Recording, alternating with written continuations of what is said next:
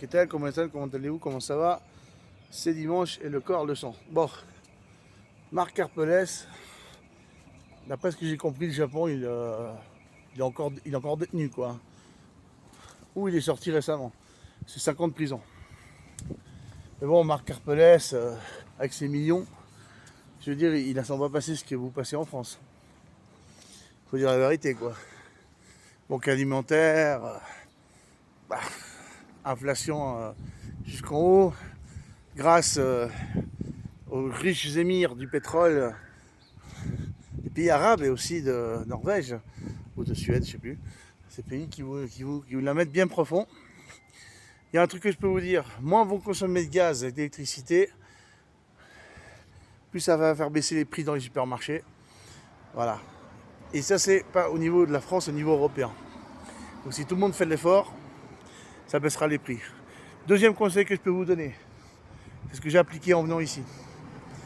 Plus vous êtes proche, c'est-à-dire, plus vous êtes dans une ville qui est proche d'où ça produit, vous voyez, il y a des marchés, etc. Paris, je dirais Lafayette. Plus les prix dans les supermarchés et les restaurants vont être plus bas. Vous comprenez? C'est comme ça. C'est la logique, elle fonctionne comme ça. Moi, je suis carrément dans le quartier qui est le plus proche qui s'appelle Bustamante, qui est pas loin de Lafayette, d'Arequipa, qui s'appelle l'Avellino. Hier, j'ai mangé dans un restaurant au centre. Franchement, c'était pas grand chose. Voilà. Il y a un autre quartier qui s'appelle Yanawara, mon pote français il habite là-bas.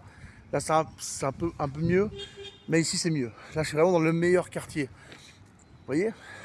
Parce qu'on a tout à la main, quoi. Donc du coup, ça fait que tout est moins cher. Alors, après, dans les supermarchés, les prix sont les mêmes dans n'importe quelle succursale. Hein. Ça augmente timidement comme en Suisse, parce que c'est un pays riche, le Pérou, mais à Lima, il faut savoir que ce que je mange par jour, ça leur coûte le double. Ce serait 2 menus d'ici. Pareil dans les courses, etc. Donc c'est pour ça que je vous donne ce conseil. Peut-être déménager, aller dans une région moins chère.